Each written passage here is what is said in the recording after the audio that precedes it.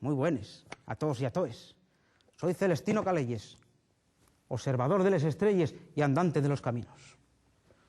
Como podéis ver, no soy un hombre rico, soy más bien tirando para prove, pero tengo algo que ni los ricos tienen. Tiempo. Tiempo para ir para un lado y para el otro, tiempo para hacer lo que me dé por la gana, y tiempo para jugar como los niños, como los guajes. Y para eso tengo el mi aparato, el diablo. Con él voy rodando de un lado para el otro, voy intrugando a unos y a otros, y aprendiendo cosas y saliendo de dilemas que no sé ni cómo entrar en ellos. El otro día dio por preguntar una entruga muy curiosa, muy sencilla pero curiosa. ¿Dónde será el mejor lugar del mundo para vivir? Que si yo, aún. Y entonces empecemos a caminar. Y dimos para un lado y para el otro, empezar a caminar. Y topéme con un paisano y dije, paisano, ¿para usted dónde es el mejor lugar del mundo para vivir? Y dísme el todo serio, depende. Si viene de abajo será arriba, si viene de arriba será abajo. No sé, depende. Dice, yo me como estaba, o peor. Y entonces seguí caminando, porque la entruga empezaba a hacerse muy curiosa. Y topéme con otros paisanos más allá, que estaban trabajando en la tuneladora de Pola Gordón, hasta llegar a Campomanes y furando. Y a la misma pregunta, dice un paisano, home, ¿dónde va a ser? ¿Dónde haya trabajo? ¿Dónde haya túneles? ¿Dónde haya furacos? ¿Dónde haya que furar? Y empecé a aprender el truco del furar, del furaco para acá, del furaco para allá.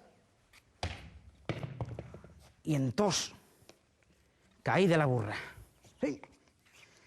Digo, hombre, entonces cada uno, que velo de una manera o cómo ye. Y tiré más abajo y topéme con otro que me dijo, ¿qué pasa? Oye, que el mejor lugar para vivir, tío, mejor lugar para vivir es donde haya la M30, la M40, la Guadarrama, toda la carretera, sube, baja, sube, camina y que te encuentre mucha gente en el casco, y vuelta para acá y para allá, y que coja el metro y que haga muchas cosas, y que sea el centro del casco, ¿tú sabes? Falaba muy raro aquel hombre, pero, bueno, la razón tenía. Seguí tirando para abajo, empezaba a hacer un calor tremendo, y después atopéme con otro que estaba allí, sentado, y dice, oiga, perdón usted, el de sombrero, ¿qué pasa? Y dice, ¿dónde es el mejor lugar del mundo para vivir? Y dice, van picha, anda ya juerga, anda ya fiesta, mira, toma, ole, ole, ole, y ole, ¿dónde va a ser, ficha? ¿Qué coño? Bueno, para esto y esto. Seguí tirando para arriba, y a otro paisano así, serión, dice, oiga, ¿usted vive en el mejor lugar del mundo?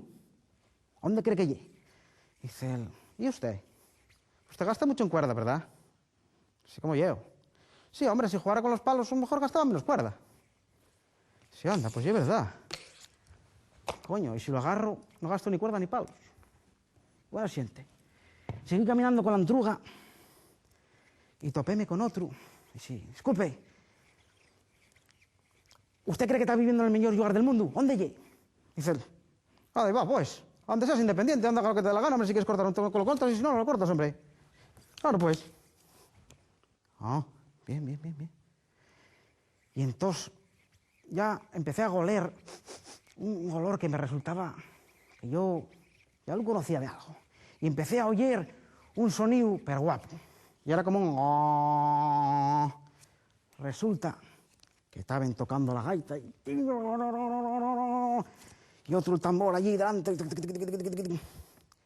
Y dice yo, mira, no sé dónde será el mejor lugar del mundo para vivir, pero aquí estás como quieres. Y para celebrarlo, vamos a echar un culín de sidra y ya entrugaremos otra cosa. Salud.